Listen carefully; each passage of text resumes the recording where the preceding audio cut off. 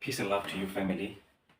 I want us to talk about one of the things that I have found to be bizarre about one aspect that is prevalent in the African indigenous divination healing and practice, and the devotees or followers or practitioners, of this system. And that aspect has to do with the invocation of the God of Israel, Yahweh or Yahuwah or Jehovah, the God of Israel. In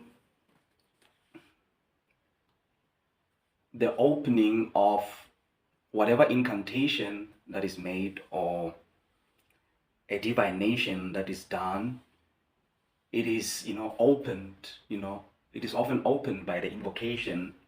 But this is not done by all African indigenous divination and healing practitioners.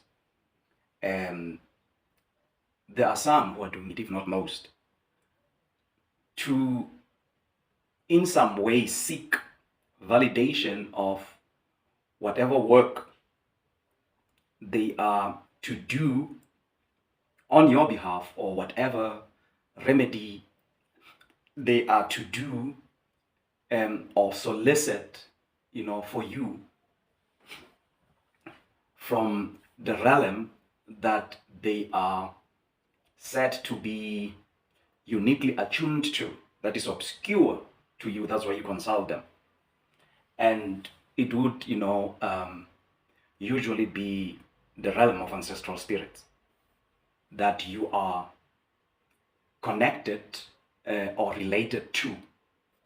So what I find problematic about the invocation of Jehovah, or even the use of the Bible as, in certain instances, a divination instrument, itself, to invoke the God of Israel or use as a divination tool the Bible, which is the book that contains the narrative about Yahweh or Jehovah or the God of Israel, and how many African people, although they purport to be embracing their African indigenous or traditional, spiritual ways, they at the same time still cling on to being either Christians or Muslims, or Hebrews, which are faiths that are in the Abrahamic, fold of religiosity, with Yahweh or Jehovah or Allah as the supreme being within this Abrahamic fold. Now, let me get to the point.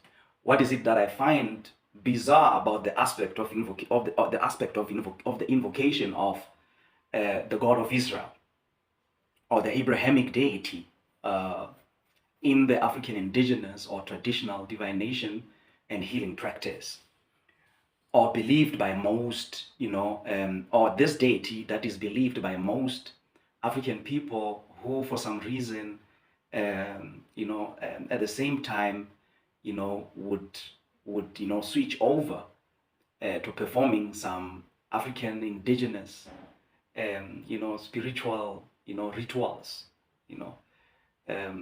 to, seek certain remedies to whatever problems that one would have encountered. The only reference to Jehovah or Yahweh or Yahuwah, the God of Israel, that to my knowledge we have access to is the Bible. I just can't think of any other source. Is the Bible, and those who have not even read the Bible is, the preachment, from generation to generation, ever since the first advent, of this Abrahamic, fold of faiths, on our shores.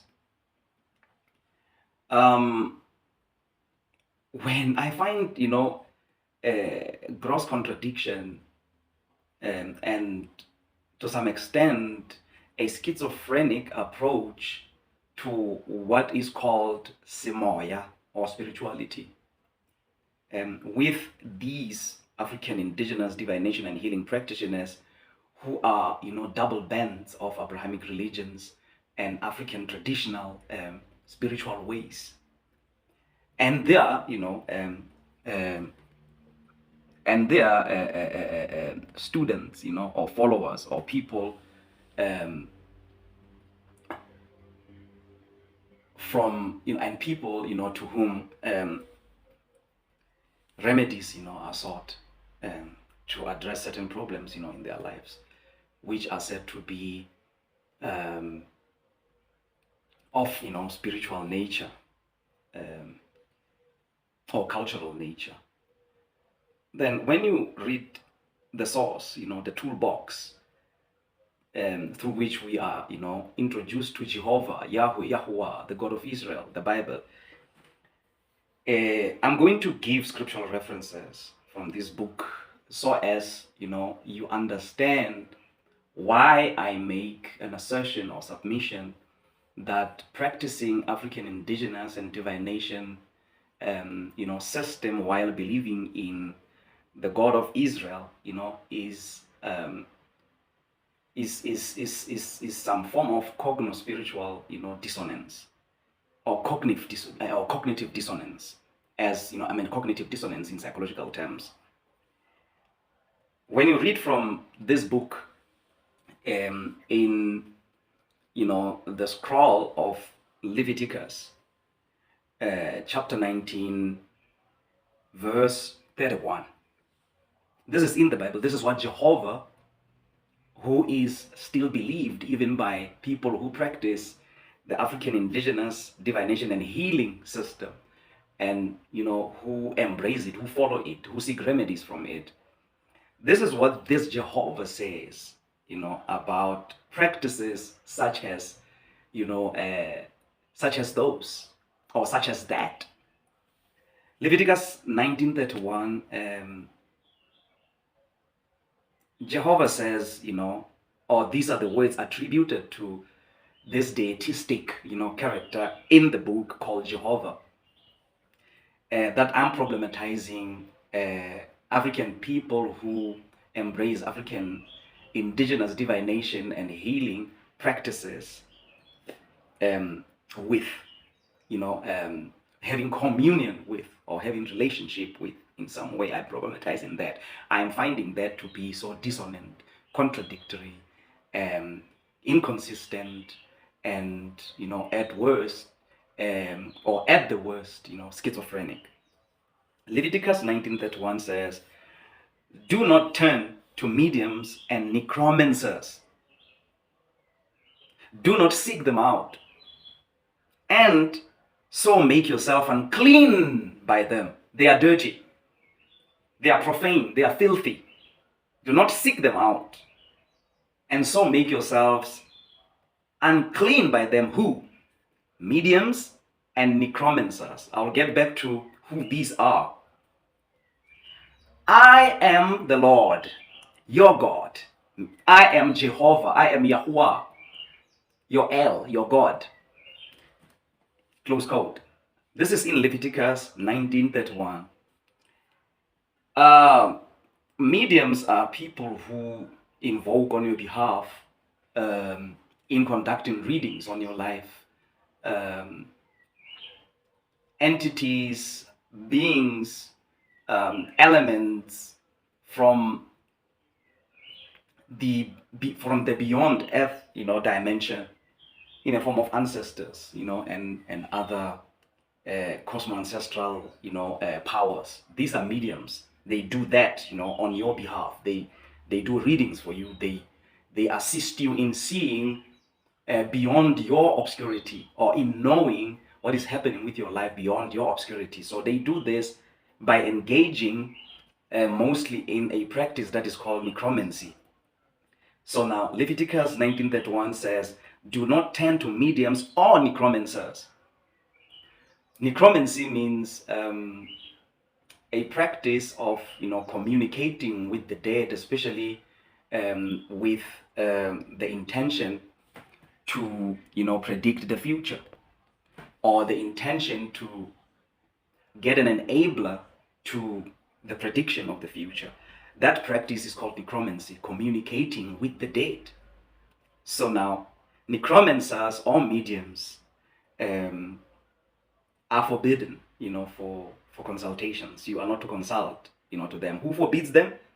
Who forbids you from consulting with them, from turning to them, is the same Jehovah that in most consultations with these mediums and necromancers, within the context of African indigenous divination and healing, practice, you would find, invoked.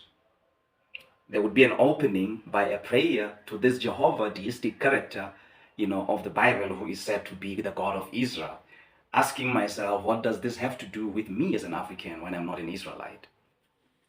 So, and the practice of turning to these people, Dinohe, Dingaka, Makoma, Jehovah calls that a practice of making yourself unclean by them. Consulting them, you make yourself unclean by them. They are dirty, they are filthy. You are not to come anywhere near these people. It's forbidden of you to do that by Jehovah, that you simultaneously believe in, while claiming to be embracing your African indigenous, spiritual cultural ways. So I find this to be sheer contradictions, in gross terms, and at the worst, a schizophrenic approach to life itself.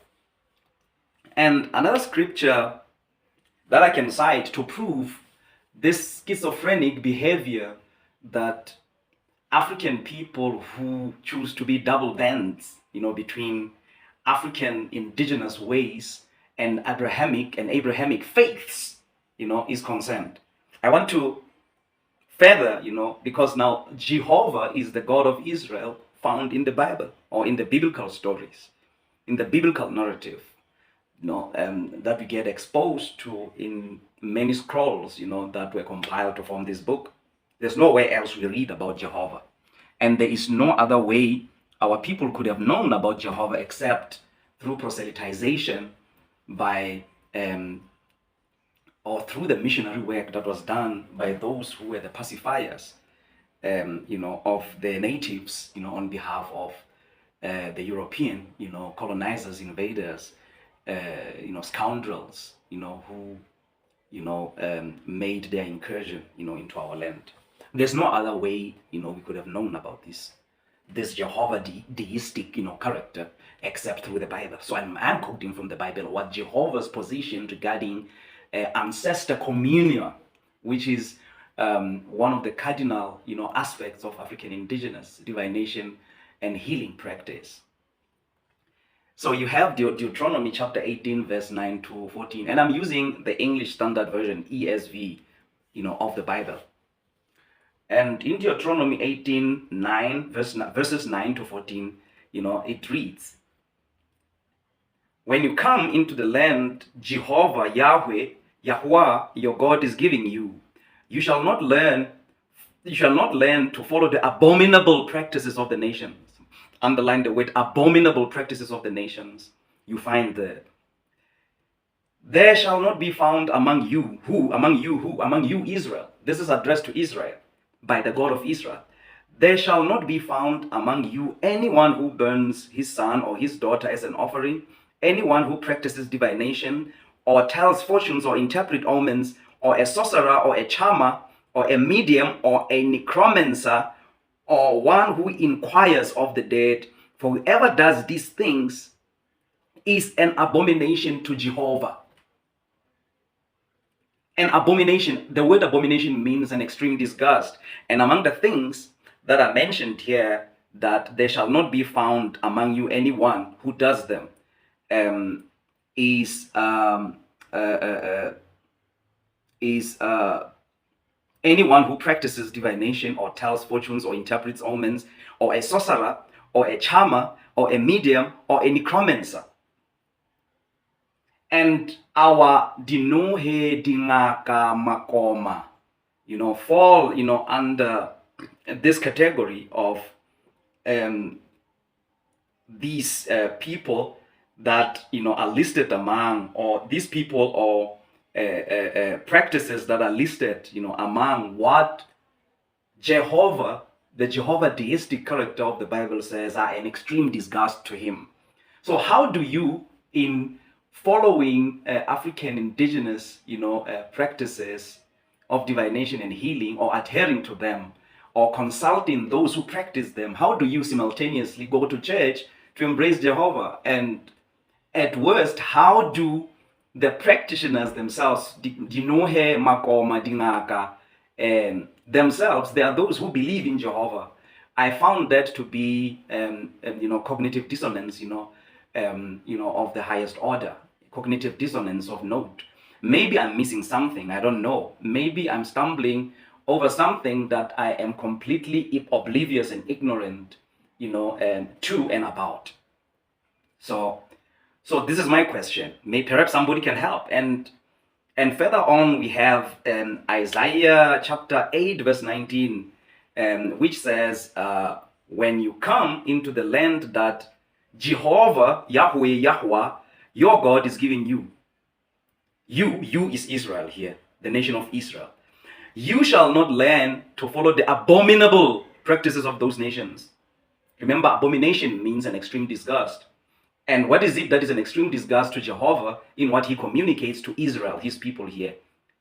Now, and when they say to you, this is Isaiah 8:19.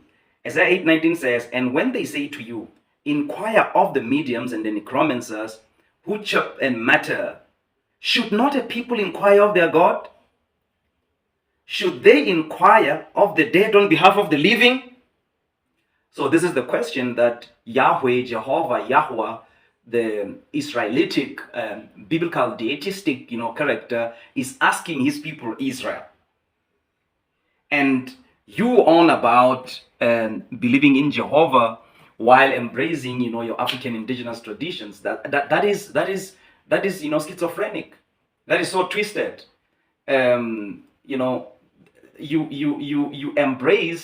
You embrace in unison things that are at polar positions.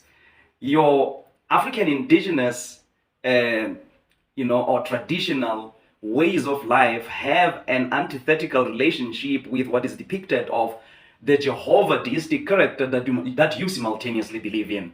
This is the version that I'm putting, to all those who engage in this type of, dualistic practice of embracing, in unison things that are posed apart, things that are at polar positions, which, I make a submission, assertively to say it's insanity. It cannot be. It cannot be. How do you invoke the Jehovah deistic character, when you officiate in African, indigenous, spiritual, ceremonies, rituals? How do you do that when this, character I've just proven to you sees what you do in what you officiate in as, extremely disgusting, before his face? So you can never be an African-centered person who seeks to find, a dynamic balancing point with themselves in embracing the African indigenous way, and at the same time believe in foreign deistic or deitistic, characters who see what you do, as an extreme disgust, as, abominable. Ancestor communion, communicating with the dead, consulting those, who communicate with the dead. All of that is abominable to Jehovah. You choose between the two. It's either, you remain a Bible thumper, a Bible believer, and discard, completely the ways, of your ancestors, or you follow the ways of your ancestors and discard completely these Abrahamic faiths and their books, which, are unnerved and hell-bent, in condemning your practices that were handed down to you by ancestors as an extreme disgust to its supreme, deistic, character called Jehovah. Jehovah is the enemy of your practice. Is very acrimonious to your practice of invoking your ancestors, of seeking ancestor communion. So I don't see, any, relationship between the two. I see nothing but an antithetical relationship between the two that you so ingloriously seek to embrace in unison. It can't.